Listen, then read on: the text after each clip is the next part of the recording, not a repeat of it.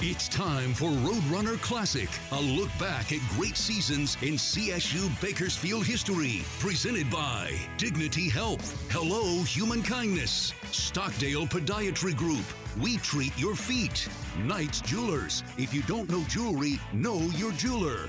Barbage, Hooper, King, Dill, Hoffman, providing peace of mind in an increasingly complex world.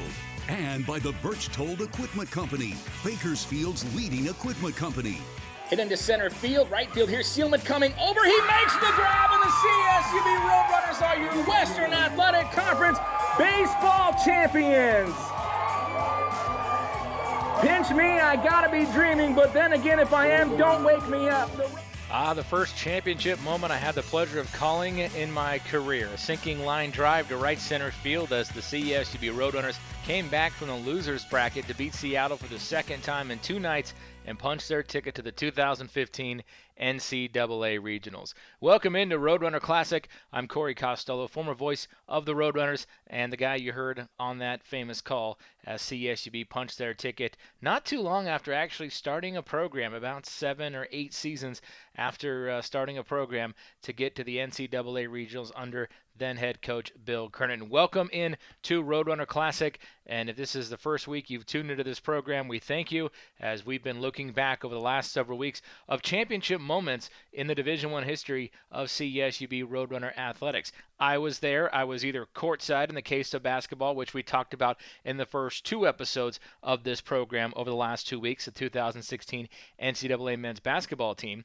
I was courtside for that, and on the bus, and in the hotels, and on the planes. Or in the case of baseball, I was in the press box and on the bus and traveling around with the squad all over California and beyond in that 2015 season, and then some, and we'll get to that as well. But this program is an attempt to recap and highlight some of those great moments, as we are in a time right now when there's not a lot of new sports content. So we try to hopefully focus on the recovery as we get through the COVID-19 pandemic and get life back to normal and get sports back on the air. So in the meantime, we are looking back at some of those great moments, remembering why we love the teams that we do. So that's what we're trying to accomplish with this program, and my thanks to the team at Learfield IMG College for putting this idea together and letting me bring it to fruition to help out Learfield IMG and CSUB Athletics during a very, very challenging time. So this is what we're going to be focusing on for the next 2 weeks. It's going to be the 2015 NCAA Regional Baseball Squad and the WAC Tournament Champion CSUB Roadrunners. It was a good squad. It was a great squad in certain rights, and we'll get into that as well. But, you know, this one was very personal. And what it is about baseball and this program in particular that made it so personal for me, baseball at its core is different than basketball. There was a culture there on the baseball program that was established from the jump, and we'll talk about that foundation that was laid for 2015's championship team, and I hope remains today in the program, although it's under different leadership. The leader then was Bill Kernan, and I spent 2 hours on the phone with Coach Kernan from his home in Manhattan, the Upper West Side to be exact, in the heart of the pandemic. And for a few hours, though, we both got to forget about the madness happening around him and all of us, frankly, and just got to talk baseball and relive memories, and that honestly we forgot. I mean, it was 5 years ago, but it seems like yesterday now. But it took some refreshing of memories, and we're going to play some of that audio and some of those sound bites from my conversation with Coach Kernan over the next few weeks, because a lot of this stuff, it's great to hear his voice and his recollection, and he actually also lets us into a lot of things that I didn't even know about that went on in the dugouts and in the clubhouse and that sort of thing around that 2015 squad. So much of a story to tell about the 2015 Baseball WAC Tournament title. There's the foundation of the program, the years when they got close to the first regional, 2011, 2013, that happened twice, and the retirement of Coach Kernan in 2014, and then his reconsideration to give it one more shot in 2015. His creation of a team that could run on autopilot but occasionally needed to be recentered, which it was.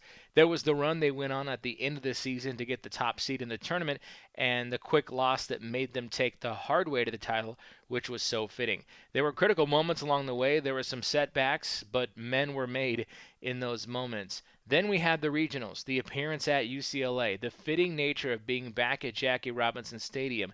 There was a win over Ole Miss, which sent the Rebels packing first, and some true vindication as well along the way. I have plenty of personal stories to throw in, things that many people didn't hear about, didn't see, but was very involved in that 2015 team, especially in the entire program, really since its inception in 2008, and actually before that, when Coach Kernan was hired in 2007.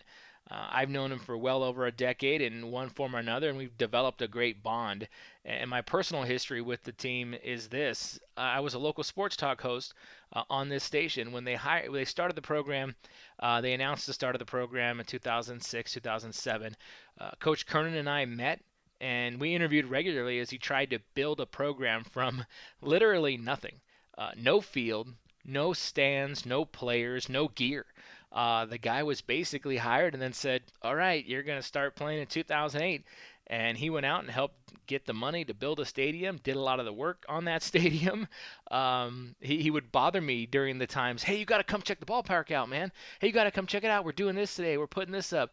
And I finally went out one day, and this was before I was working at the university, so I drove out. And oh my goodness, and what was an empty field, here stands, it was like Field of Dreams, here stands this baseball diamond that was then Hart Field. They didn't even have the backstop net up yet. It was just that little bit of bricks in the dugouts in the field. And so that was really cool just to kind of see that in its very, very infancy, and it's got some slow upgrades throughout the year. But yeah, that was one of those, we talk regularly. Matter of fact, I remember sitting down with him, and it was right before the start of the very first season in 2008.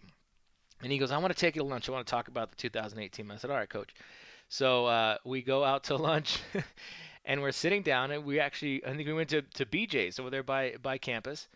And he said, did you realize, as we make some small talk, and he goes, did you realize that Baseball America, which, by the way, is one of the sort of Bibles for college baseball, did you realize Baseball America picked us to go 15 and I think it was 15 and 30 that year or something. We were independent, so we didn't have a conference schedule.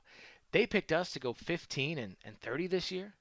Do you realize how many guys I'm going to kill? He didn't use that language. He used a lot more colorful language that I can't repeat on the air.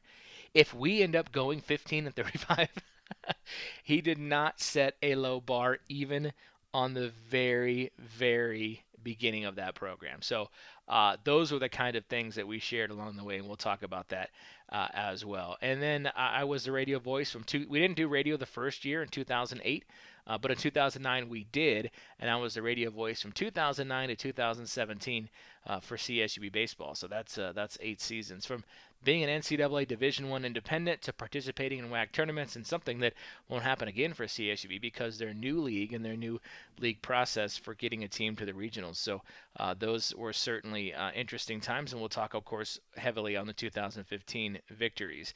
I'd been at Hart Field when it was just a backstop and a few dugouts that I talked about. I've done games from behind home plate on radio before we even had any kind of press box. A few years when we had bleachers. I did a few years early. We had kind of a scaffolding. I did them from the stands, and then they didn't order the temporary bleachers. We just brought in Little League bleachers, and I was on a table behind home plate, burned through a laptop because of all the dirt that would get into the computer.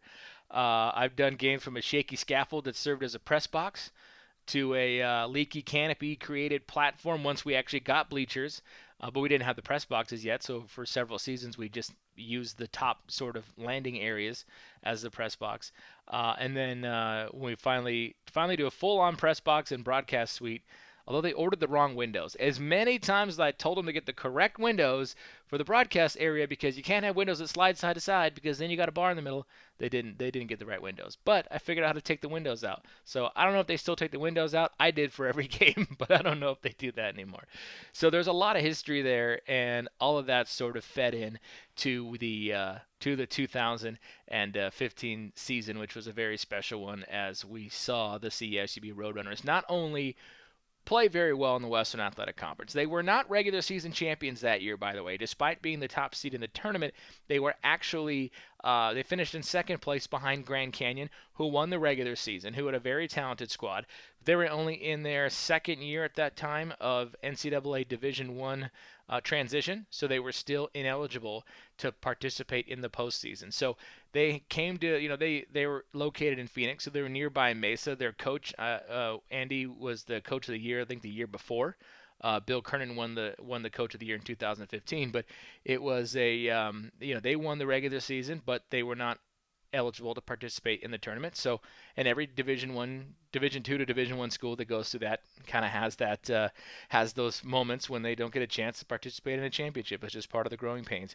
But the Runners were the number 1 seed in that tournament, so there was a lot going into that year. And then, of course, there was also the setback early in the tournament, which we'll get to as well. But when we come back, and as we've done on these programs before, there's so much of a story to be told. It's not just 2015 started, we played baseball well, we got to a tournament, we caught some breaks, we got to the regional, we beat a very good team. There's so much more, and especially with this baseball program, the foundation that was laid, the mentality of the team, the type of players that were recruited. This did not change during Coach Kernan's tenure. He recruited the same type of guy over and over and over again. Those young men, that cut from that cloth, would be really a huge difference maker in that in those seasons. So we're going to really dive into the beginnings, and I always like to start with, okay, where did the championship run start? When we were doing the program about the 2016 NCAA basketball team, I went back to Hawaii the year before on a trail on a hike with Ali Ahmed and some people, and Ali said he wasn't leaving the United States until he got to the NCAA tournament. The team talked about losing in the tournament the year before, making that their kind of turning point. That's when they actually started the journey to the NCAA tournament the following year. For baseball, that one goes a ways back. It not only goes back to the previous couple seasons in 2013 with some of those players who missed out on a regional by one awkward game, to 2011 where none of those players from 2015 were on that squad, but 2011 almost punched their ticket as an NCAA Division I independent into the regionals, which was pretty much unheard of outside of Dallas Baptist at that point. Nobody else was really doing that.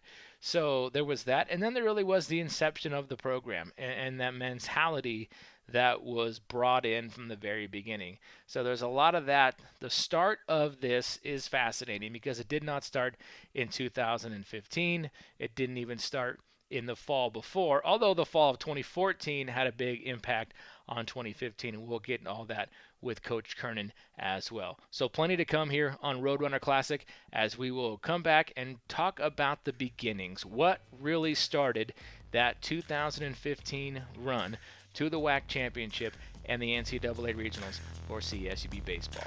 More on that. We'll also hear from Coach Kernan. He is doing well, living in the chaos that is New York these days, and he's actually missing baseball. So I think this interview and this chance to chat was just what the doctor ordered. So lots of that coming up and more as we continue from Learfield and IMG College on Roadrunner Classic.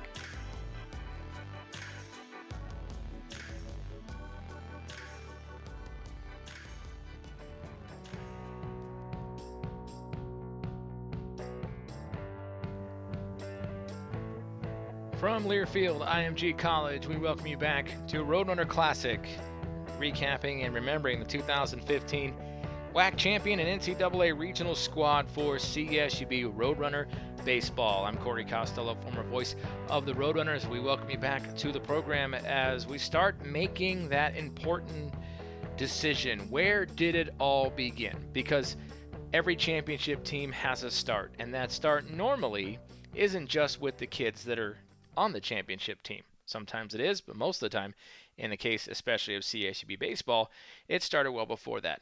Technically, it began in 2008 when Coach Kernan was hired and the program was launched. Might even been late 07 when he was hired, and then he had kind of a year to build this thing. At least just to get a team on the field. They weren't anticipating a championship squad right out the gate, although He was certainly, as that story he told before, right before the season started, when he was like, we're going to win more games than they say we're going to win. It really started in 2009 when the first pitch against St. Louis was made, and made the Roadrunners actually started playing baseball at that point. It didn't just start in 2015, that's for sure. There was a mentality, there was a belief established that it was possible to win tournaments and get into regionals in Bakersfield if you buy in and train yourself to do so. Remember, the early teams without a conference were basically roaming around and playing whomever, wherever. However, it was advantageous a little bit because of the fact that the Big West, the conference that the Roadrunners are finally entering next year, had an odd number of teams at the time. So there was always a team with a bye week at one point. So the Roadrunners played a lot of Big West opponents, which is not easy. It's one of the premier baseball conferences in the United States. So they got put to the test early with really good baseball teams on the West Coast for the first several seasons. And some of those came really close. At least one of them as independent came very close to making the NCAA regionals. So Coach Kernan breaks down where he saw it all beginning for the 2015 championship squad, specifically with a couple of those teams before that. There were steps along the way to get to that 2015 team. I mean, a lot of people don't remember, but the 2011 team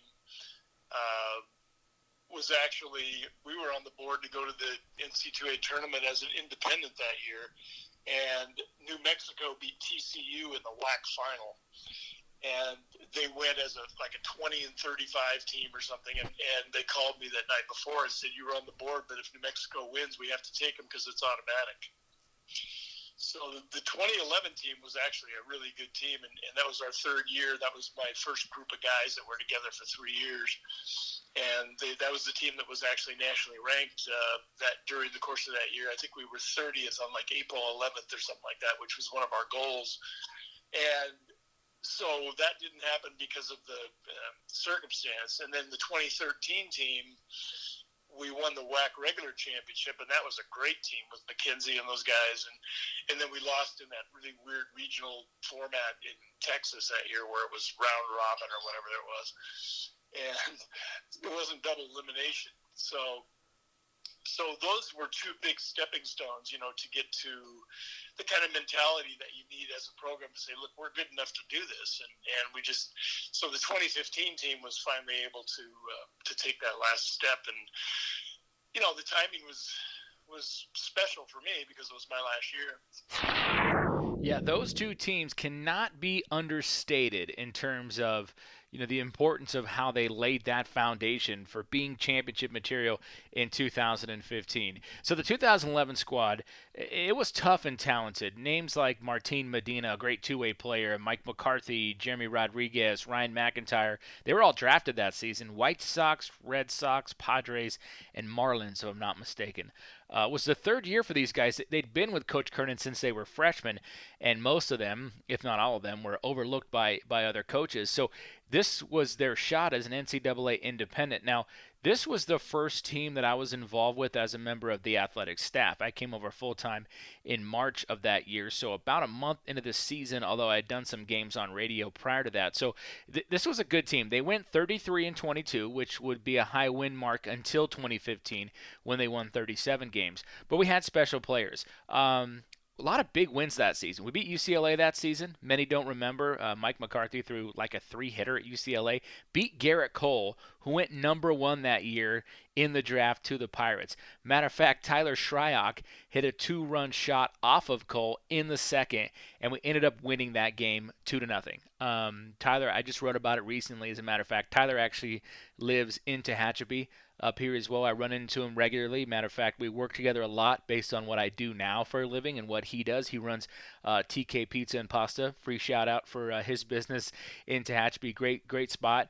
And he and his brother have built a great business, and he still uses a lot of what Coach Kernan taught him as a player, as a business person. It's really translated well for him. But I just actually wrote about that feat not too long ago. I think to the local Tehachapi News, making in my X's and Arrows column that I write, and mentioning the fact that, hey, we got kind of a local legend running a pizza restaurant up here, and why don't you go in there? Maybe he'll tell you the story about how he took Garrett Coldeep. But we won that game that year. Did have a bad stretch in that season, though, and that, I think, hurt their chances at the regionals.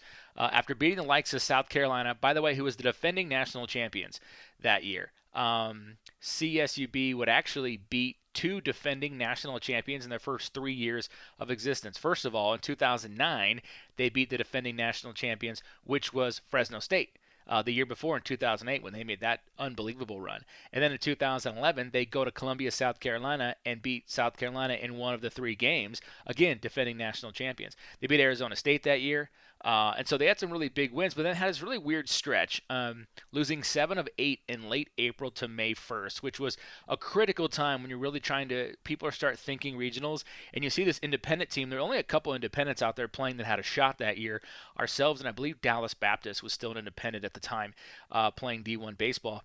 And so there was people were paying attention, but we were losing games, and against some good teams too, teams that would probably have helped us RPI-wise, because in college baseball the RPI is everything. We split a weird road trip at Kansas State, and that was an odd trip. They'd beaten us twice in Bakersfield. We went back to Manhattan, Kansas for a 2-game stretch. We missed our flight at LAX because we got caught behind a big accident on I-5.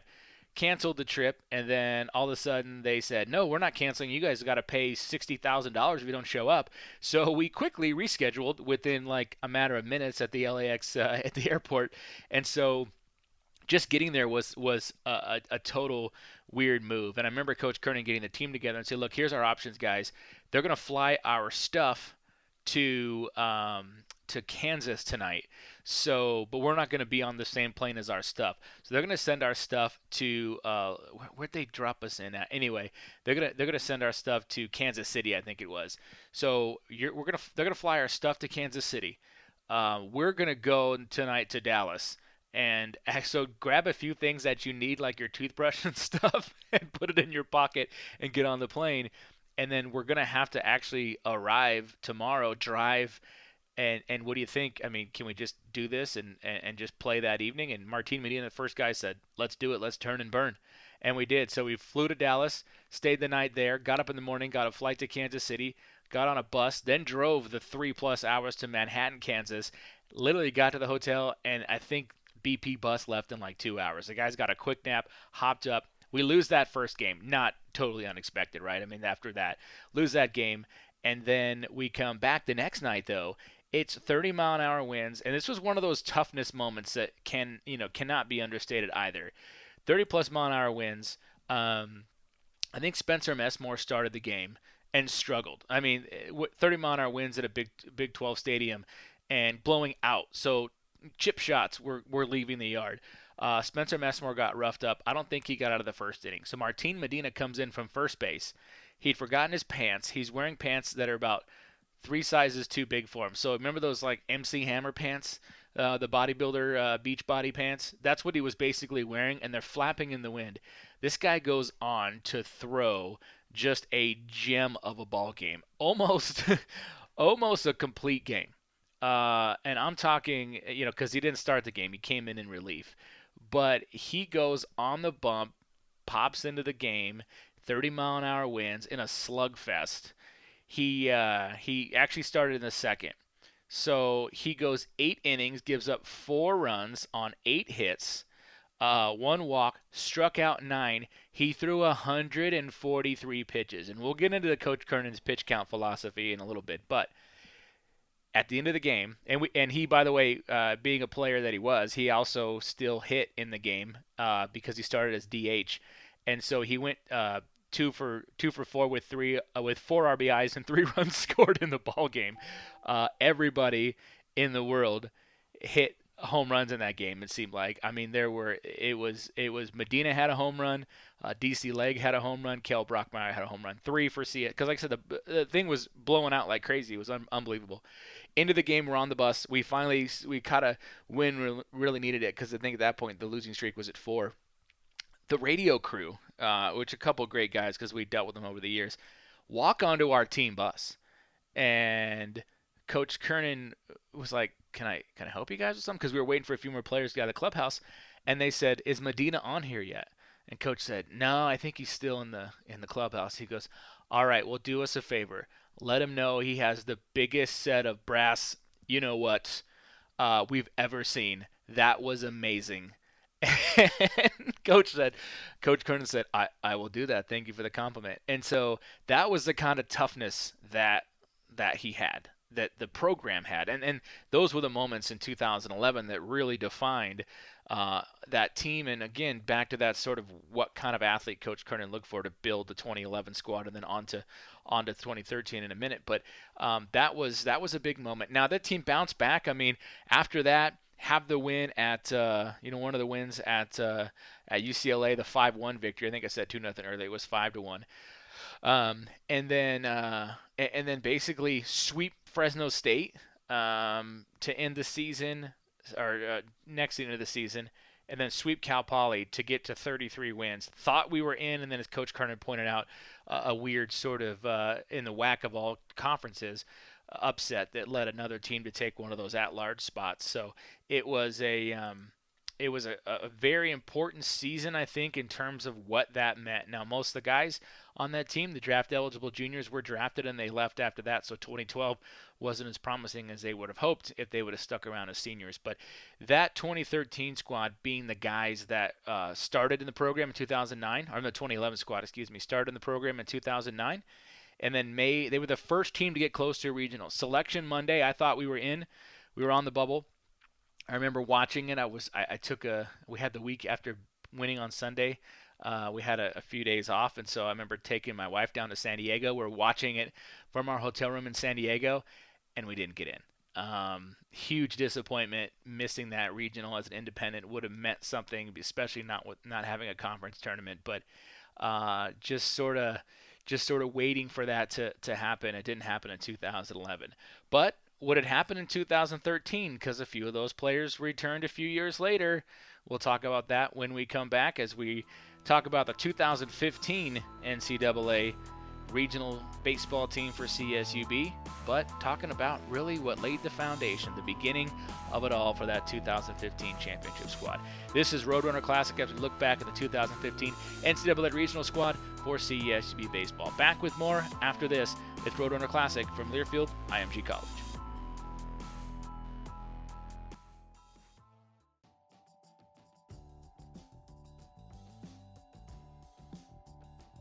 The leadership on the field for the 15 team was outstanding, and it was actually the reason for our success.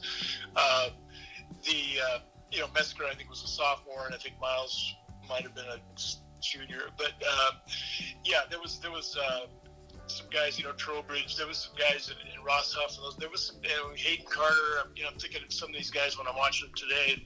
And Solomon Williams was a JC transfer, so he wasn't a freshman or a sophomore. So we had some veteran guys on that team that had been through some things. We are back on Roadrunner Classic. That is the voice of Bill Kernan, the former head coach, CSUB Roadrunner Baseball. I'm Corey Costelloe, former voice of the Roadrunners. Welcome you back to Roadrunner Classic. We look back at the 2015 WAC champion and NCAA regional squad for CSUB baseball. Coach Kernan and I spent some time on the phones kind of reminiscing about that 2015 team, but really talking so much about how it all came to be, because it wasn't just created, as we've talked about in previous editions of this program. You don't just decide you're going to win a championship. There are steps along the way. I hope you're well and working through this awkward time. There's hope on the horizon, and I'm happy to accompany you there. Roadrunner Classic is a chance to dust off old sports memories and remember what makes our favorite teams important and helps us appreciate them more as we look forward to the day when live sports returns. Baseball especially. It's hard to talk baseball in baseball season without any new baseball. I mean, poor Coach Kernan, we spoke for almost 2 hours when we were producing this show, and he misses being able to watch baseball. I mean, the Yankees in New York, right where he lives now, and more important than anything, because the days are so empty. So we're hoping baseball's back soon, and we're happy to sort of recap the good memories of some of the best baseball moments in CSUB's history. Anyway, back to that story at hand, the 2015 baseball team, their WAC championship in the NCAA regionals. A lot of leadership from the 2015 team was born in 2013. Jordy Hine was a sophomore. David Metzger was a freshman. Chance Guspeth was a freshman. You had Miles Jones as well. Some guys that were around but not in leadership roles yet. 2013 was a good team.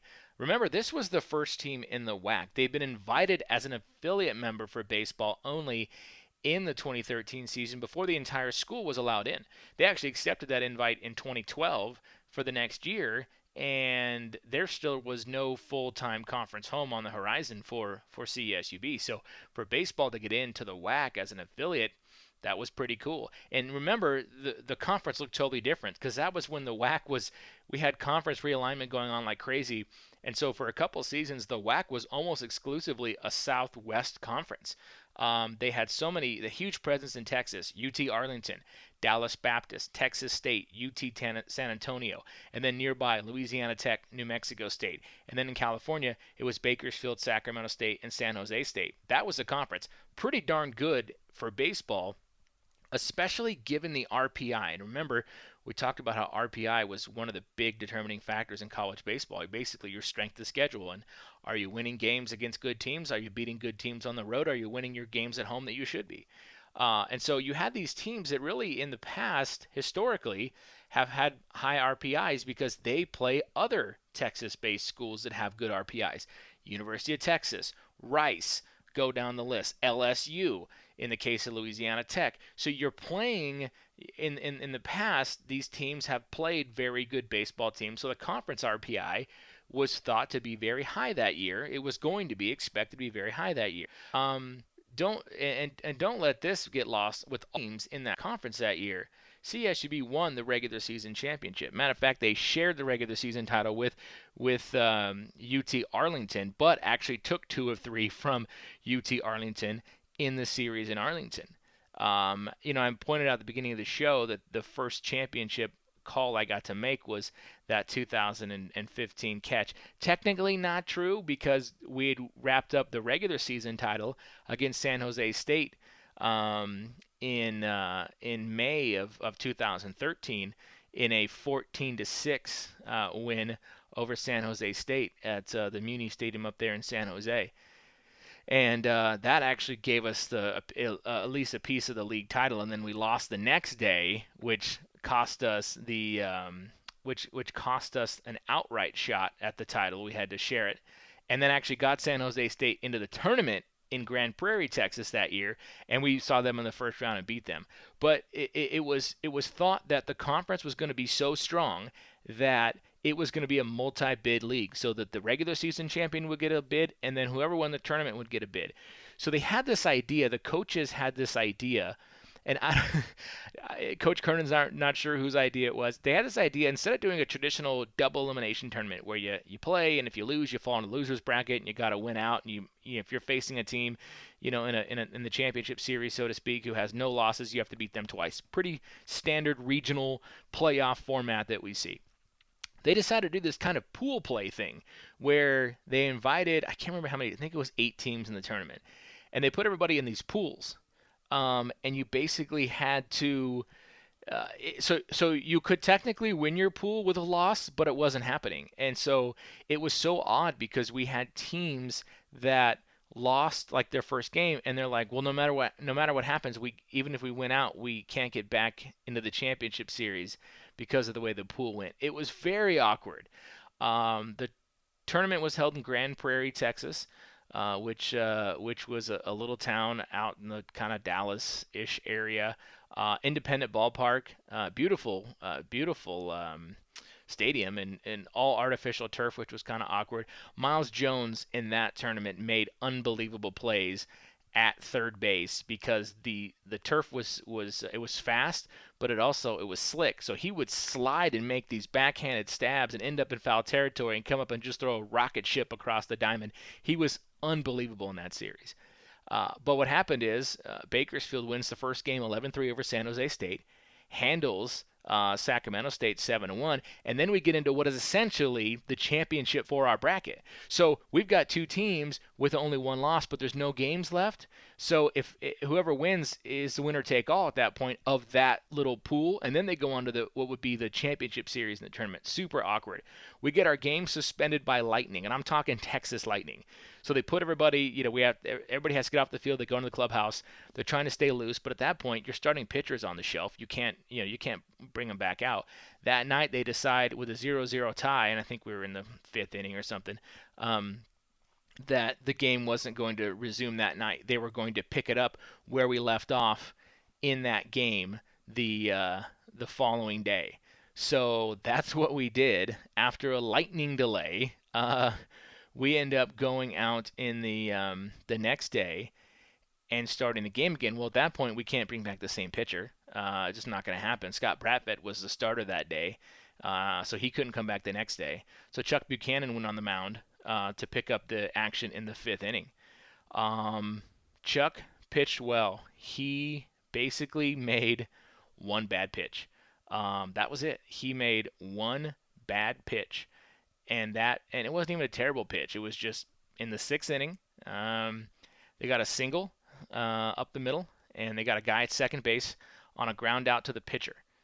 And then he put one ball on the inner half of the plate, and it was doubled down the left field line, and that guy from second scored. That was it. Oh, and by the way, at one point in the game, I think it was right as we restarted the ball game that morning. It was the next morning. It was so super odd.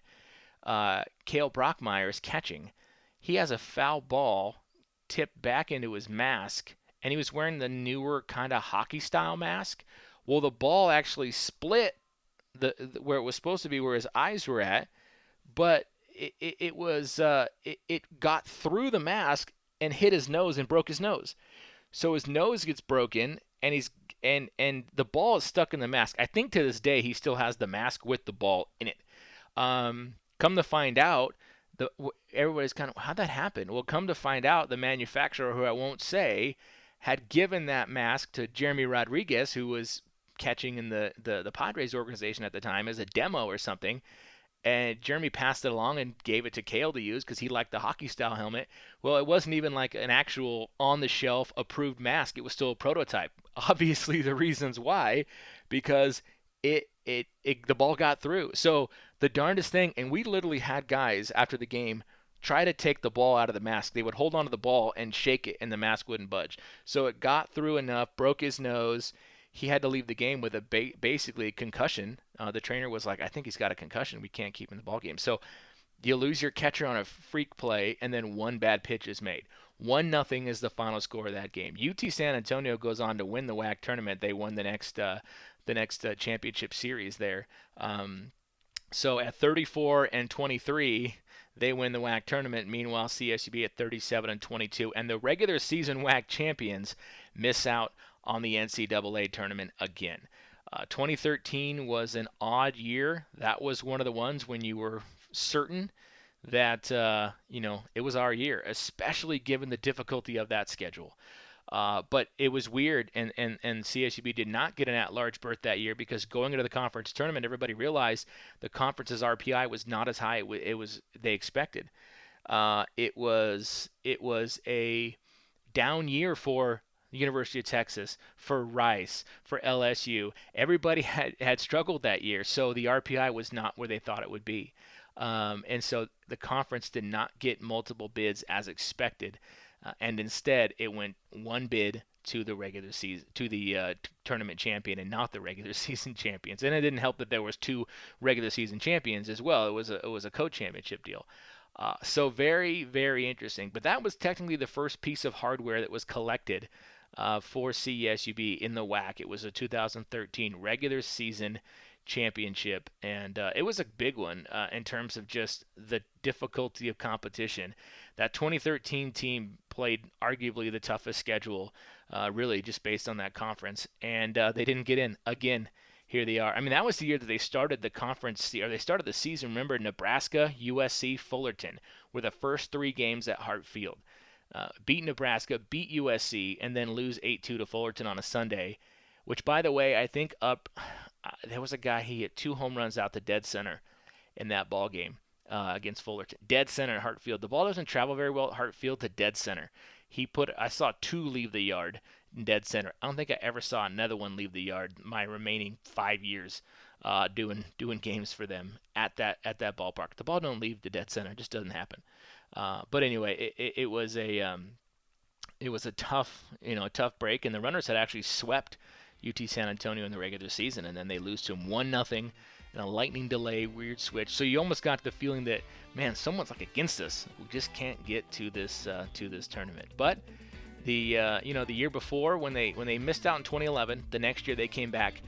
The practice shirts read, Bill Kernan had ordered practice shirts that read "not good enough" on the front, and on the back it said "yet."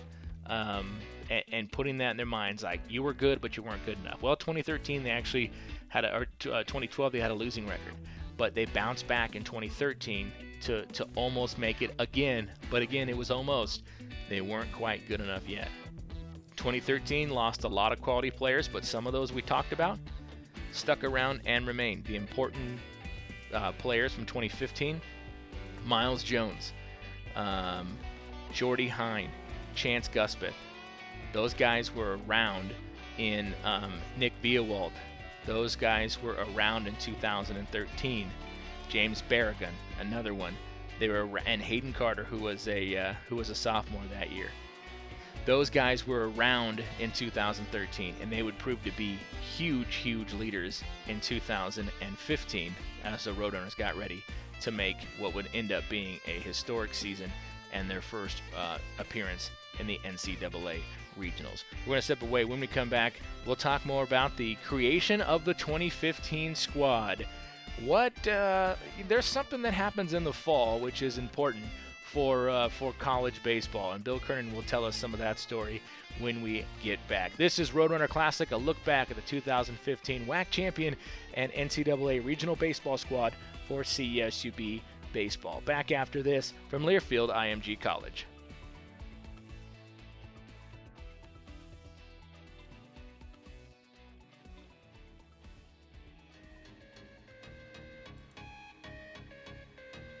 We are back on Roadrunner Classic. Corey Costelloe, former voice of the Roadrunners, here with you, recapping the 2015 NCAA regional squad for CSUB baseball, and a lot of words from former head coach Bill Kernan mixed in as well. He was very instrumental in helping produce this show as we remember some of the best moments in local sports as we try to figure out when sports will continue as we knew them.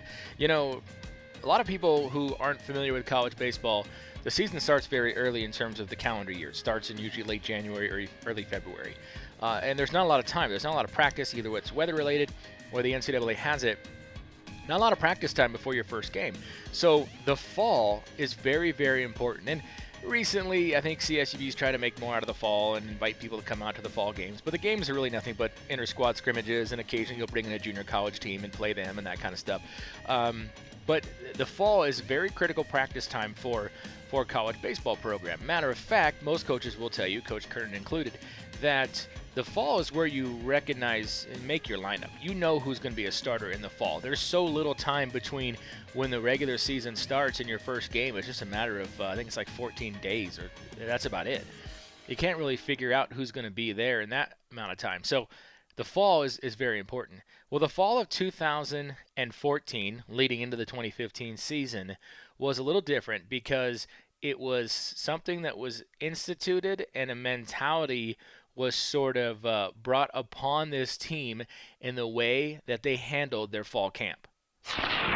Yeah, what we did was we studied Navy SEAL training, and I showed them videos, and they have a manual. The Navy SEALs have a manual about adapt or die and all this stuff. I mean, and they have all these different drills that they do that you think aren't related to whatever you're happen to be doing. But yeah, we did a lot of things like that. I got a big 50-foot rope, and we'd have tug of wars, and I just did a lot of things that were competitive that weren't even baseball related. So that every single day they were fighting for something. And,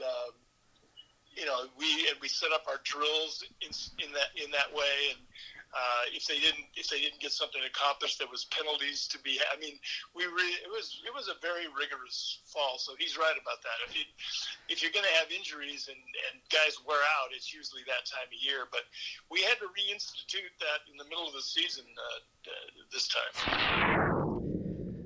I knew they did a bunch of crazy competitions. I didn't ever realize, though, that they did Navy SEAL specific training that year in the fall of 2014 leading into the 2015 season. You know, Taylor Aikenhead, who had played a few seasons before that, had said when the NCAA announced they were going to expand the fall season, he said, "I'm glad I'm going to be gone because anyone who's been through a fall with Coach Kernan doesn't want more time." But it was certainly effective as he got into the 2015 season. So that fall laid a lot of the groundwork for the 2015 squad, which would pick up just a couple months later. So in the fall, you determine who your starters are going to be for the most part, and you really set the precedent. Because when you get into the regular season, there's not even a lot of time for practice. You've got games usually Friday, Saturday, Sunday, and you probably have a midweek game on a Tuesday, and you got to give them a day off at one point. So Monday's usually an off day, Tuesday's usually a game. You maybe get one practice a week, and Thursday, if you're on the road, you're probably traveling if you've got to fly somewhere. So there's the fall is super important, and obviously that 2014 fall into 2015 was one of the most important ones as well. All right, when we get back with the second hour of this version of Roadrunner Classic, we're going to get into the 2015 season. This team, who were some of the critical players with some of the most important performances? Infield. What we're going to talk about the infield. What an infield the Roadrunners had that season. Absolute lockdown. Good luck getting anything by them infield, and a pretty darn speedy outfield as well. So the makeup of the team was set, but then there was also pitching, something that was obviously near and dear to Coach Kernan's heart, being a former pitcher himself, and a guy who really preached that toughness. So how did he recruit his pitchers? How did he recruit his players? And how did that all fall into place in 2015? We'll get into those details and talk about really some of the clutch performances as the Roadrunners got through 2015, what they needed to do early, and what happened about midway through the year. You heard Coach Kernan reference it when they decided to have a reset as we get to the turning point of that season. This is Roadrunner Classic. We are recapping the 2015 WAC Tournament Champion and NCAA Regional Baseball Squad for CESUB Athletics. We'll be back with the second hour. This is Roadrunner Classic from Learfield IMG College.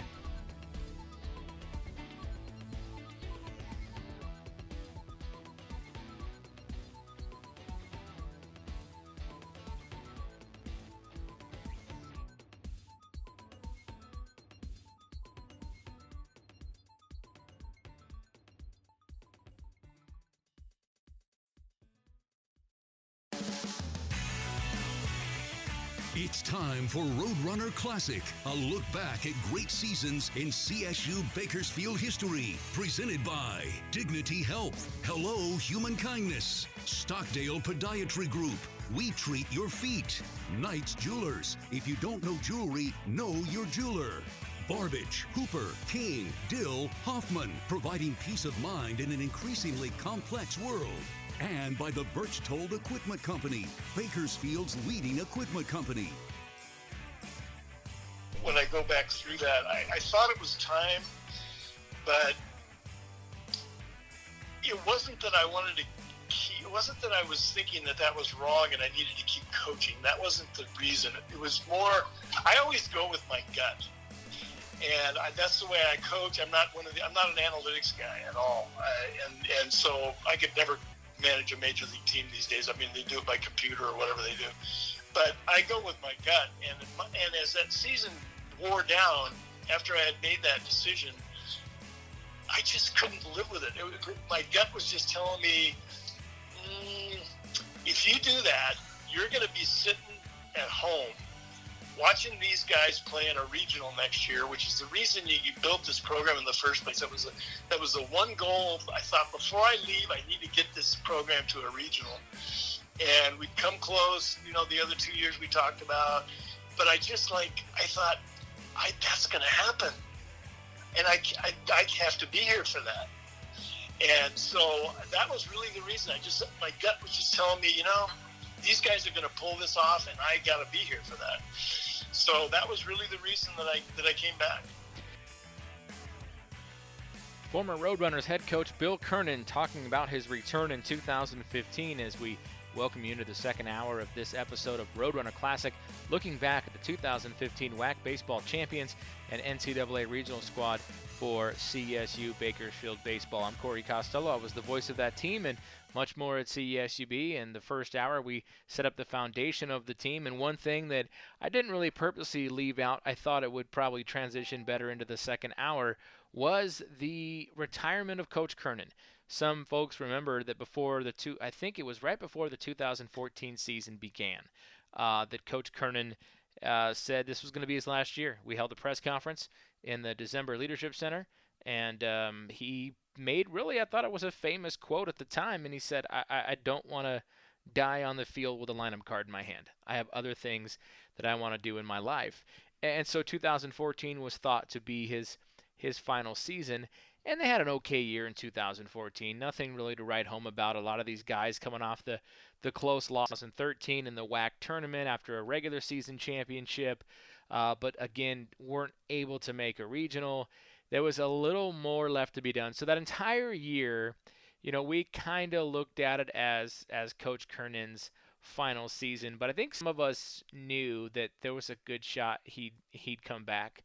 And so I remember going to the WAC tournament that year that was in Arizona. It was actually at Wrigley West before they moved it over to Hohokam Stadium, because Hohokam was being renovated by the A's that year. So we got to play at brand new Wrigley West for the Cubs, which was beautiful. I mean, an amazing facility, really awesome. And matter of fact, Solomon Williams hit a home run I still think hasn't landed yet in Mesa. It was a shot to right during that tournament, and the Runners had a good showing even in that tournament and that season for all intents and purposes, but they fell short. They did not make the regional in 2014. But even in that tournament, I remember the athletic director at the time, Jeff Konya, he was telling me, I'm going to get Kernan to come back. I'm going to get Kernan to come back. I know I think he had a meeting with him in Arizona. He had a couple dinners with him trying to convince him. I mean, the team went 26-33 that year. They were 15-12 in the WAC, finishing fifth, middle of the pack type team. So he was trying to convince him, I think. And Jeff was very good at convincing people to stick around and not leave for other jobs. I think he convinced me to do it twice. And the beauty about this was he himself left that summer. So I think really credit.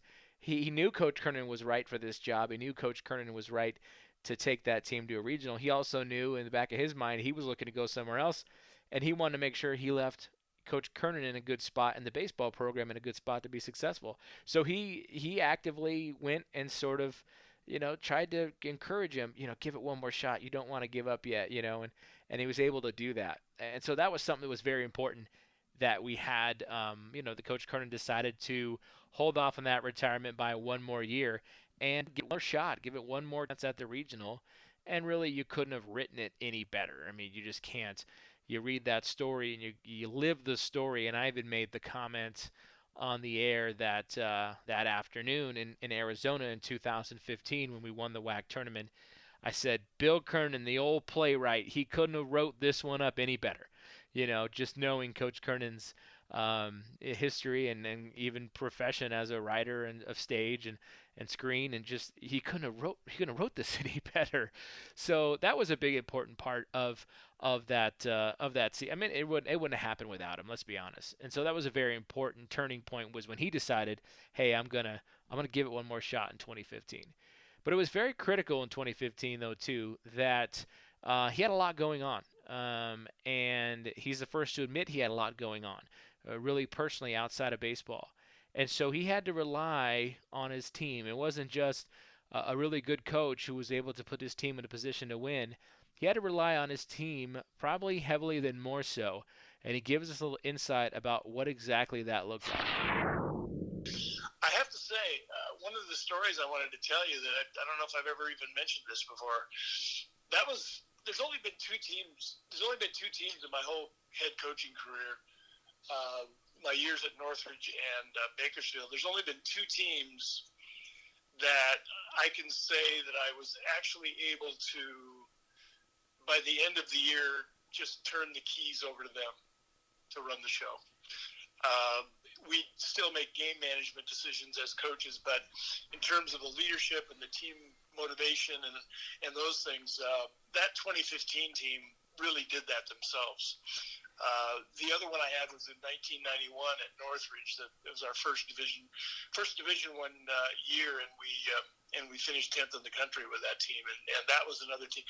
It's very rare to have a group of guys that are able to do that, because that's your goal as a coach, to train them to not need you.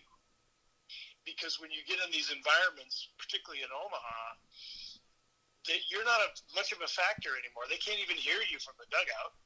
And, the whole atmosphere is different, and the head coach really isn't there very often because of interviews and all these different things. If you don't have a team that can run themselves by the time you get into those situations at the end, you're not going to do well.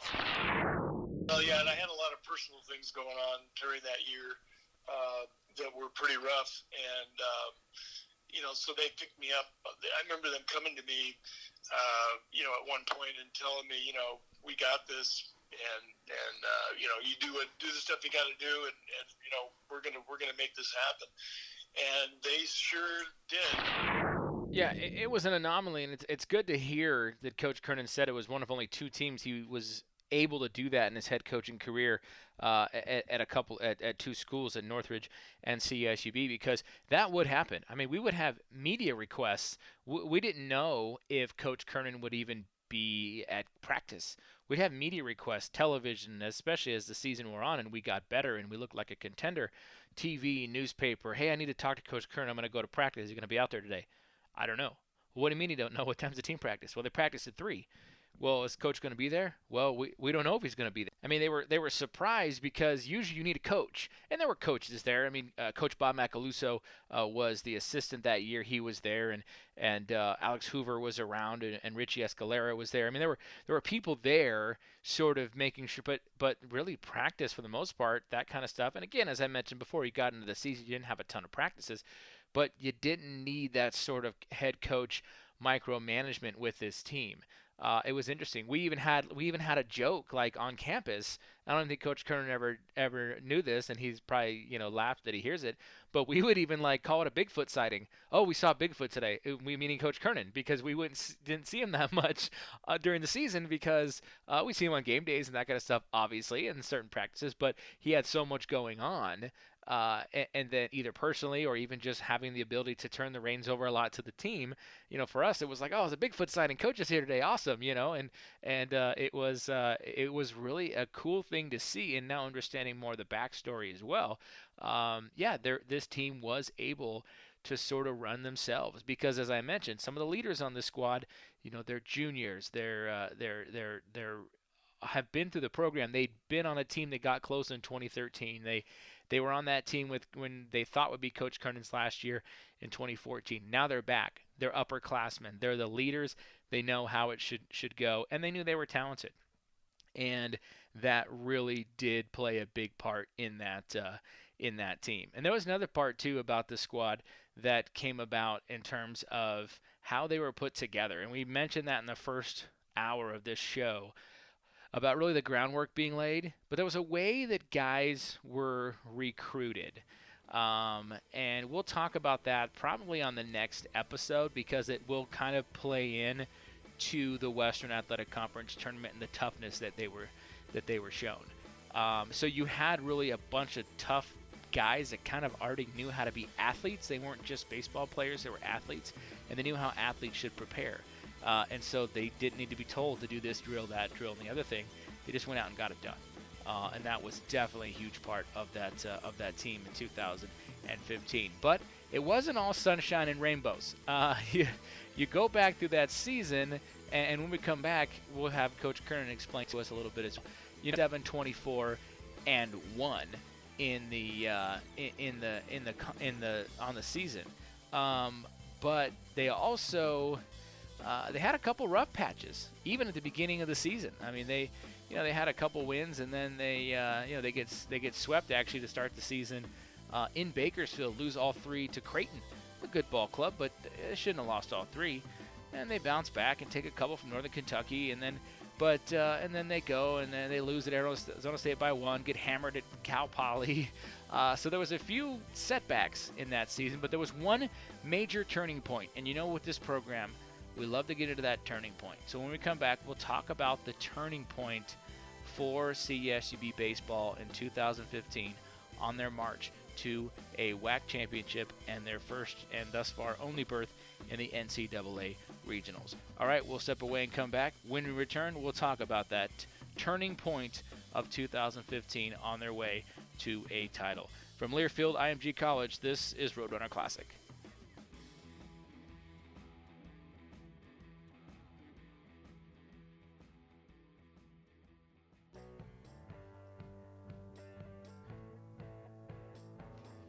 Welcome back to Roadrunner Classic. We are recapping the 2015 WAC Tournament Champion and NCAA Regional Baseball Squad for CSUB Baseball.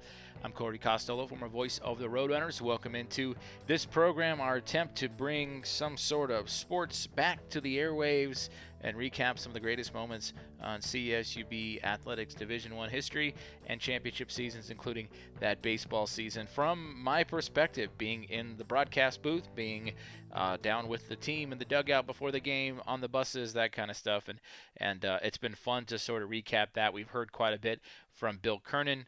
He and I chatted for about 2 hours as we put these programs together. So been good to sort of bring his voice in and really hear a lot of his stories too, because there was stuff that I knew about, but there's also some stuff that I didn't know about it that he's sort of letting us know now. So a lot still to be covered here in the second hour of Roadrunner Classic. We'll have another episode about this season next week, and we get into the WAC tournament specifically, and then the regional for the Roadrunners at UCLA.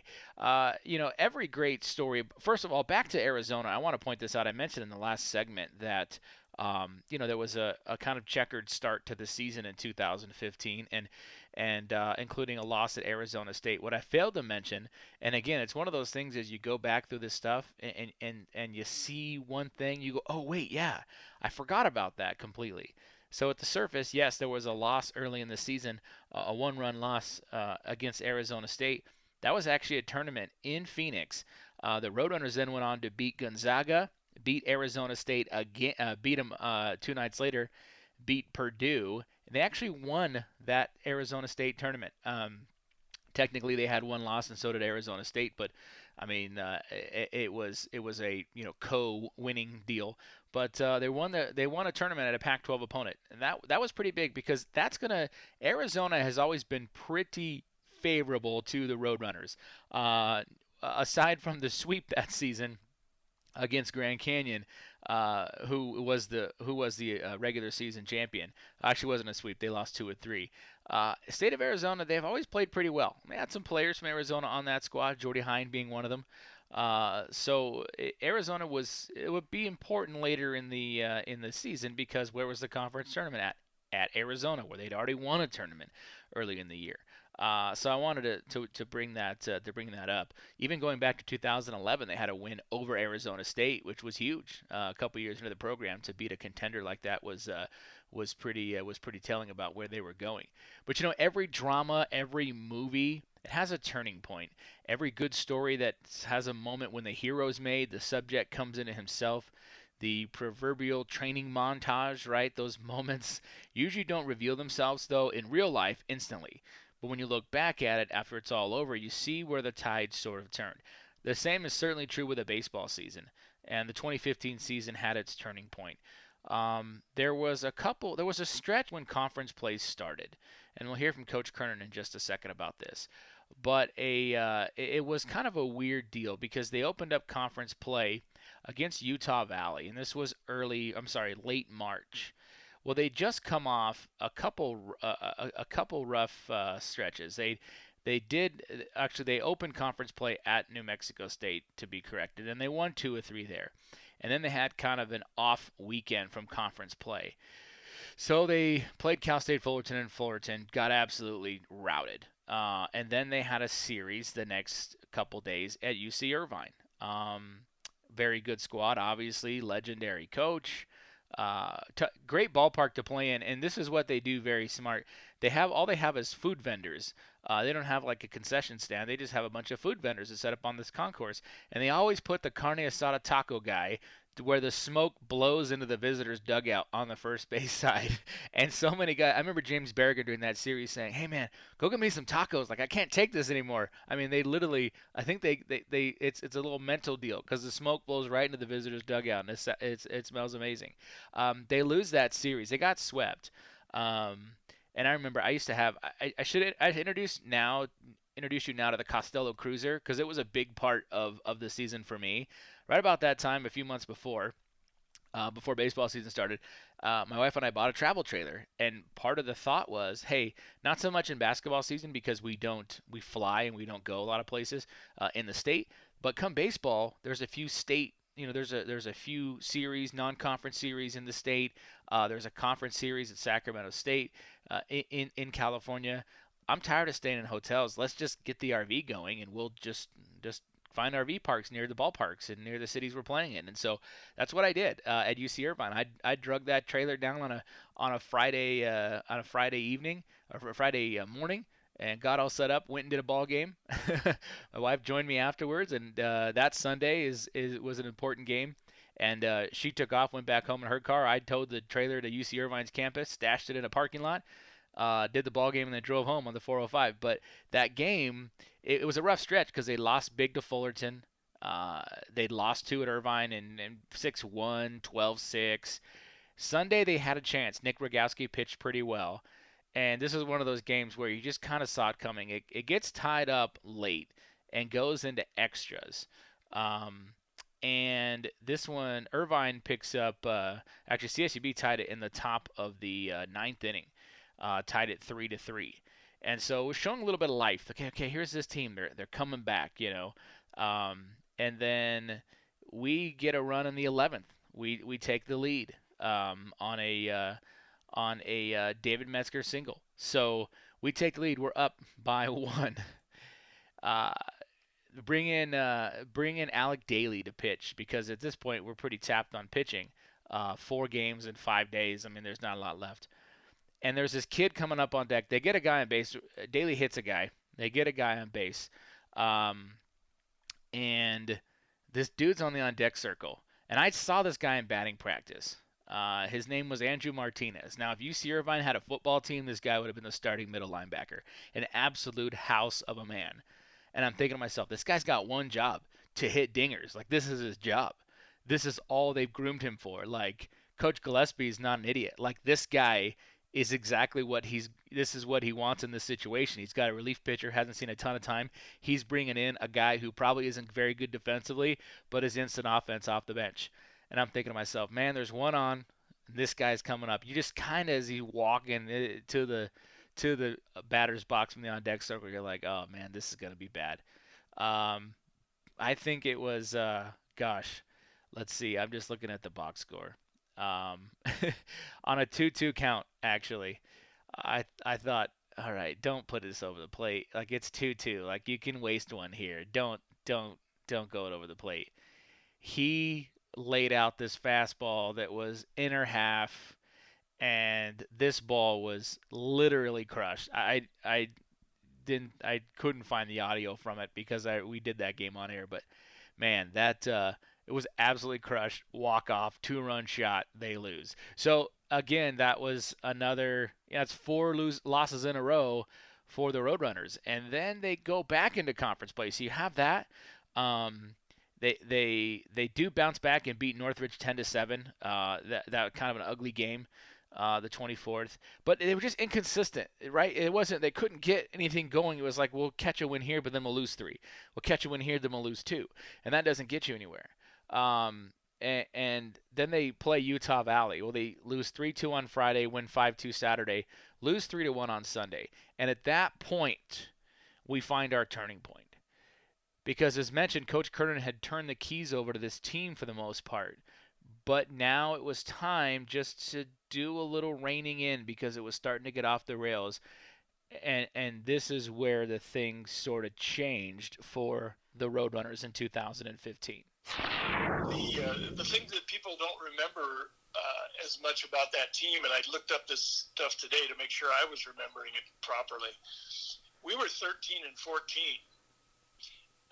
at one point. Right. Halfway through the season. And I remember we lost 2 out of 3 at home to Utah Valley. Yep. And so I got the coaching staff together. I sent the team to the clubhouse after that third Utah Valley game on a Sunday. And I took the coaches into the outfield and had a really intense talk with them about what was going on and you know, the issue that I thought was going on and needed to be fixed. And then we went and had a team meeting, and in the team meeting I told them that you know, we were going to go back to our fall mode. Our training in the fall is completely different than the spring.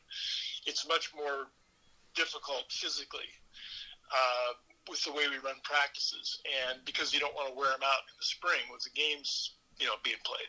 So we went back to the extra practice time that they took and all the different things that we do in the fall. Right then and there that day, we decided to make that happen. And then I told them what I just told you, which I said, you guys are ready to do this. I can't tell you anything else. I didn't hold any secrets back the last 4. If you've been with me 4 years, I didn't hold some secret back that I'm going to tell you now is like some magic thing that you should know, because I've told you everything. So you gotta decide if you're going to run with it or not. So they had a team meeting after our team meeting, and we made that adjustment in the middle of the season, and we won. We went 12-1 after that, and 17-3 in our next 20, and put ourselves right back into the race of the conference. You know, during the next 4 weeks, we just dominated. So, you know, it's funny, the following Tuesday, I went back out to practice for something. I don't know what it was. And I noticed a change, a shift in Coach Kernan, because prior to this point, like I had mentioned, sometimes we weren't sure if he'd be at practice or not. He had a lot of stuff going on personally. And a lot of that, too, was a test. He was testing his team. Can they handle it? I'm going to let them do a lot of this stuff.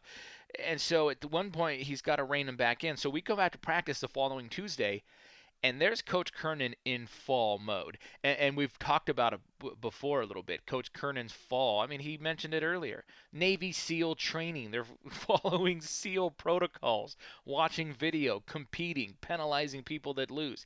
I mean, he was in fall mode. He had the hat. It was almost drill instructor style. And I remember it to this day because he had his hat kind of pulled over his eyes, and he always, you know, he wears his ball cap sort of squared up front, and it's kind of over his eyes. He's got shorts on, and he's got a fungo bat in his hand. Coach Kernan usually don't hit fungos, right? This is what pitchers do. This is what relief pitchers do. I mean, the best thing you have when you're a relief pitcher for Bill Kernan is you leave with a great skill of hitting fungos, because that's what most of your career ends up being, because he don't use relief guys very much. He's hitting fungos, and he's yelling, and he's animated, and I'm like, okay, like there's a shift here, like something, and those team meetings. I mean, he talked about that.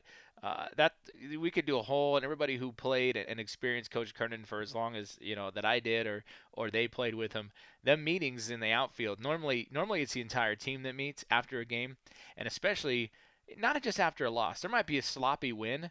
And there were times that they'd be in the outfield until, like, I remember poor Mark Mays at CSUB. He's in charge of the baseball field. He can't go home till the team has done their prep for the next day. So if it was a night game, he'd be there till like 10 o'clock, 11 o'clock at night because the team's still meeting in right field, And the media would get mad sometimes because I said, look, Coach Kernan, they're still talking. Like, you ain't getting a quote today because they're still having a conversation. We're not breaking up this team meeting. And so that one was different because that Sunday they go back into the locker room, the clubhouse, and the coaches met. And as he pointed out, they sort of had a couple different meetings and figured it out. And then that next Tuesday back at practice, man, it was a different Coach Kernan, and they kind of he didn't keep the reins on tight long, but they got back really to working and grinding a little bit more than you traditionally do in the springtime because, as you pointed out, you don't have a lot of time to practice. And then after that, there wasn't a lot of losses. I mean, you want to talk about a turning point. The very next series after losing 2-3 to Utah Valley. The next game is actually a few days later. So the practice was on a Monday. The game was on a Tuesday. Hammer UC Riverside at home 10-0. Then they go to Grand Forks, North Dakota. And I remember this series. I didn't go on this trip, but it was cold and miserable. And it was funny watching the video because you remember seeing guys running in the on-deck circle with like 14 jackets on, bundled up.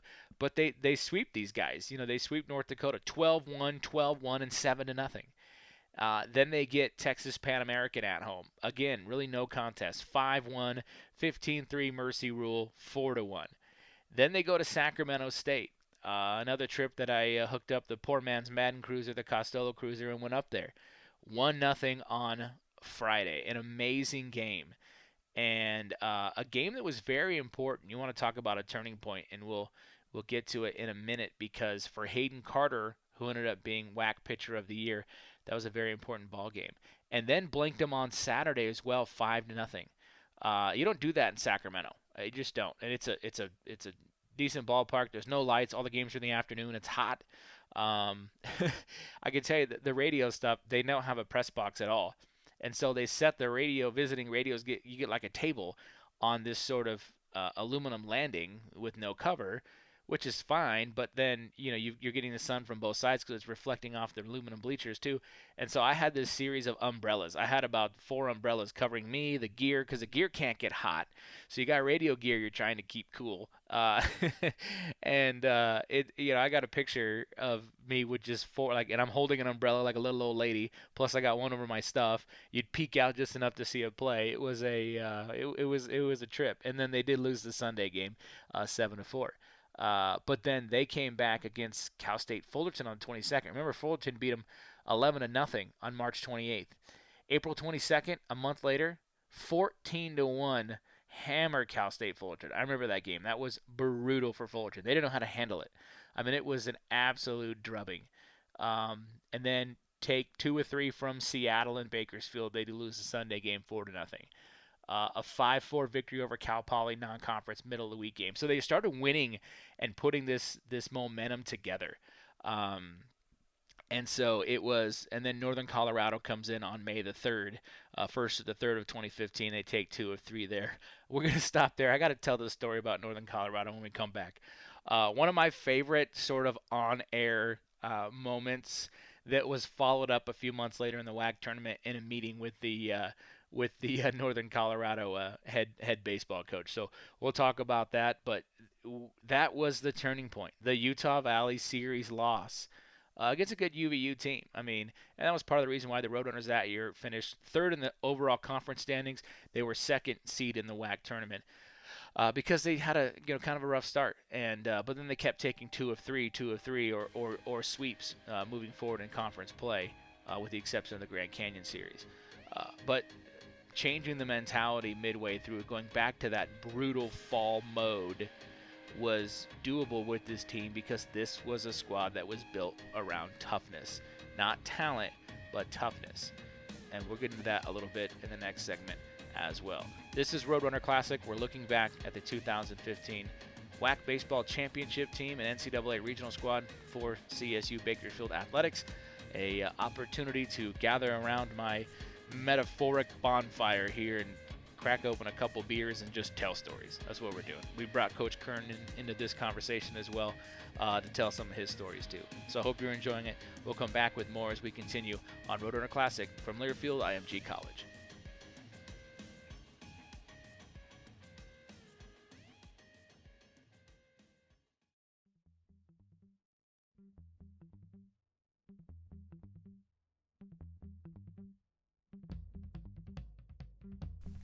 He came in to the program from a high school in San Diego, and he wasn't even the best pitcher on his high school team. And I got a call from a friend of mine in Orange County that was been a long time friend of mine that knew him, and he said, you need to take this guy because I said you're not going to be impressed with his stuff, but I'm going to tell you if you can keep him in the program by the 3rd or 4th year, after he's been with you for 3 or 4 years, I'm telling you right now, he's going to do anything that you need to be done. And the same thing as some former players that told me about Spencer Messmore when I brought him in the program. He seemed like 75 miles an hour. So I took Hayden Carter on the recommendation of a guy that I really respect. His name's Dave Demarest. He's a famous high school coach in Orange County. And sure enough, I mean, it took that long, but once he got there and once he got it, oh my God, he just was dotting balls and he had 8 complete games. So whoever does that?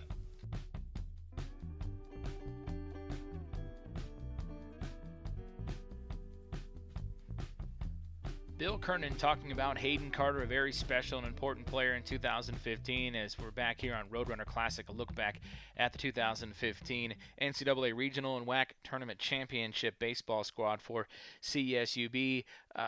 Hayden Carter, and such an important role player in that team. I mean, he ends up pitching, he pitches 2 games in the WAC tournament, and we'll talk more about that in the next episode.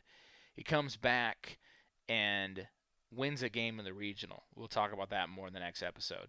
The kid, a great kid. He's now the pitching coach at Palomar College, which is a telltale sign, really, of how good Coach Kernan, worked with him over those years. I'll be honest. His first couple years, freshman, sophomore especially, Hayden Carter threw batting practice, and he'll be the first to admit to it. He'd get in the game, and those of us in the press box be like, oh man, where's this ball going to end up? I remember, I think his sophomore year, he comes in relief, and we're winning a game against New Mexico State, and it was 2014, or actually it was 2013, so it would have been his freshman year. And he just, I don't know, he puts one on the inner half. This guy hits a ball that still hasn't landed in right. I mean, it was unreal moonshot. Everybody saw it coming. And we're like, don't throw this pitch. Don't throw the fastball on the inside of this guy. He's a big lefty. Don't throw oh no. And ended up losing that game. But there was a lot of those moments for Hayden Carter when he was a younger pitcher. Like Coach Kernan said, his stuff wasn't impressive early on. But man, did that kid keep working. You can see physically too, he got stronger. He worked out more. He looked a lot stronger by his senior season. And then he turned into a still not overpowering stuff, but location, right? I mean, he could locate his pitches. He mixed them up well. He changed speeds. He changed locations better than anybody in the WAC. And he pitched CSUB that season, as Coach Kernan pointed out. Of course, he did ask the rhetorical question. He had 8 complete games. Who does that? Well, pretty much everybody on his staff. Coach Kernan was a firm believer, and I think baseball would be better today if there was more of a mentality like Coach Kernan that was, you finish what you start. And as long as I condition you properly and I train you properly, you can go out and throw 100 pitches. You can go out and throw 150 pitches. You can do it. 100 pitches is just a number. We're talking about conditioning and doing it correctly. And that's what he did for several years. Media didn't agree with it. I got in fights with the media covering the team on a regular basis about pitch count, because they believed they were to the belief that some 100 pitch number was it, and if you threw 101 pitches, your arm was shot forever. Well, it really wasn't, because if you did it right and you trained right and you prepared right, as Hayden Carter was perfect proof, you were able to continue to pitch more than just 100 pitches. And there was another moment for Carter in this season. We left off sort of at that Sacramento State series. The game on Friday, a 1-0 victory for CSUB. And from what Coach Kernan says here in this next clip, that was really the determining factor with him being pitcher of the year or not in 2015. The reason that Hayden Carter got WAC pitcher of the year was his body of work, of course, but there was one game in particular that decided between him and somebody else. Brendan Lateo at Sac State that year was really good. Yeah. And he and Carter pitched against each other in the first game at Sac State during the conference. Mm-hmm. And Hayden won it 1-0. Yep, I remember that. I was there. They both went, and I think we scored maybe in the very first inning. We got a couple of hits or something. We did. And so Reggie said that was why he voted. That a lot of the coaches like, who's it going to be? They were kind of leaning toward Lateo. They go, Hayden beat him 1-0. So Hayden won the WAC tournament, the WAC Pitcher of the Year that day. Such fine lines in baseball, right? It comes down basically to one game at the beginning of the conference and that 1-0 victory. I mean, it also proves you can't do it alone. I mean, you win 1-0, you almost did it alone, but you got a lot of help. And there was that ball game in Sac State. There were some plays made. I remember Max Carter made some stabs at first that were unreal.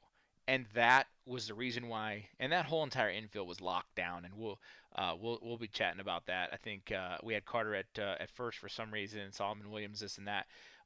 But man, there were some plays made at Sac to get that win, and then Hayden Carter eventually kind of that adds to his body of work, and he wins the WAC Pitcher of the Year. But those types of guys were the type of talent that Coach Kernan developed. We're not talking, blue chip guys. You're not talking high draft pick guys. You're talking guys that just you can put a little time in, and it's tough to do that. But if you have the ability to develop over a long period of time, look at that 2015 squad. You had guys that developed. You had guys that came out of nowhere. Joey Sanchez being one of them. In the next episode, we'll talk more about him and that entire infield. But those guys just developed into ball players quickly, or over a couple years, and then turned it on quickly. We're going to come back with I gotta tell the Northern Colorado story as we wrap up this edition. You can see the turning point was made, and through the regular season, CSUB had just decided through the conference regular season who they were going to be. And they were not going to be a 500 ball club. They were going to take matters into their own hands, and they certainly turned the corner. When we come back, we'll wrap up this edition of Roadrunner Classic. Preview next time, and I'll tell my Northern Colorado story. This is Roadrunner Classic, a look back at the 2015 NCAA Regional Baseball Squad for CSUB Baseball. And I'm Corey Costelloe, former voice of the Roadrunners, and very proud to have been part of this 2015 team. We'll come back with more. This is Roadrunner Classic from Learfield IMG College.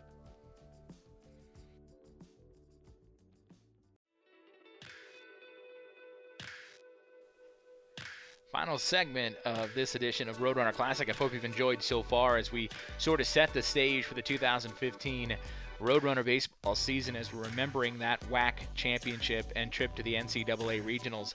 But there was a lot of groundwork laid, and we did that in the first episode here, and next week we'll continue as we get into the WAC tournament. And man, that's the thing about baseball. There's so many stories. I mean, when I was approached to bring this concept of this program to life, they said, "Can you fill 4 hours essentially of shows on these seasons?" And I figured, yeah, I can do it for basketball, but I knew for baseball I wouldn't have a problem. Baseball has so many stories. It's just the nature of the sport. It's a little more animated, so to speak, than basketball. So there's more personality. And there was definitely personality on the 2015 team. But not even just with them, too. Even with players that they would face and teams they would face. So I got to tell this Northern Colorado story before we preview the next edition of this program. So we're playing Northern Colorado. Northern Colorado was an affiliate member of the Western Conference in baseball, as was Sacramento State. And North Dakota at the time before they got rid of their baseball program. The head coach in Northern Colorado was and still is Carl Iwasaki. Really good baseball mind, had a long run at Northern Colorado. So we're playing them on they took the Friday game from us, which was big for them. They were fighting to get into the WAC tournament. They really were. They were one of those teams that needed every win that season. I mean, they that point of the year, it all mattered whether or not they would get into the WAC tournament because not everybody went. And so they were able to get the Friday game from us on May 1st, beat us 6-4. So I think we came back and walked off the next night on May 2nd, 6-5. So we got a close game on May 3rd, and a very close ball game. And something happens in, what was it? I can't remember what inning it was. There it was. It was in the 7th inning, play at the plate, which I think, we scored a run, and actually no runs were scored. Anyway, we threw somebody out. That's what it was. Out at home, it was a Jordy Hine threw a relay from Hine to Miles Jones, and they got somebody out at the plate. Would have given them lead at the time. Anyway, he gets thrown out of the game in the 7th for arguing a call. So after being very animated, it gets tossed. And we're doing that game. I think we were doing it on the internet, obviously. And I can't remember if it was on radio or just internet. Anyway, and I think it was just audio. So the team had taken vans. Sometimes teams won't travel in a bus. It's cheaper to get like 4 vans. You can load all your gear and just have the guys stack in. So they had taken like 4 vans to the game. So he grabs one of the vans. Now, if you've been to a game at Hartfield, right field is essentially undeveloped. At the time, there was even nothing out there. They built an engineering building, I think, since, but at the time, there was even less out there. It was really not even groomed in terms of being mowed or there was piles of dirt everywhere. So this guy, he gets thrown out. So when you get thrown out, you got to leave the premises. Well, there's no place to go at Hartfield. It's always been the awkward part. There's no visiting clubhouse. So when a manager gets tossed or a head coach gets tossed in the visiting squad, like you got to go somewhere. And a lot of times if there's a bus, they'll just go sit in the bus. And they'll usually try to find the game on radio, or they'll be texting back and forth with a coach about what's the status of the game. So Coach Iwasaki gets thrown out. He grabs his bag. He goes and finds a team van. And I can see him from the press box. I can see him getting in the team van. And I start telling the story on air. Well, then he gets in the team van and he drives out to right field.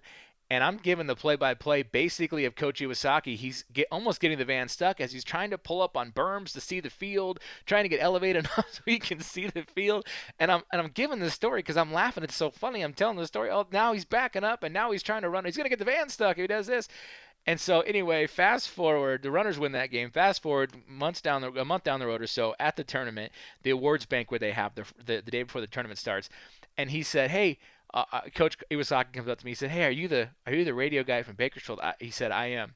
He goes, "Man, did I hear about about the little play-by-play of when I got thrown out?" And I said, "Oh, really?" He goes, "Let me tell you this, man. My wife was listening to that game, and she was listening to what you were saying about what I was doing. She called me on my cell phone and said, 'Shut it down. You're embarrassing yourself.'"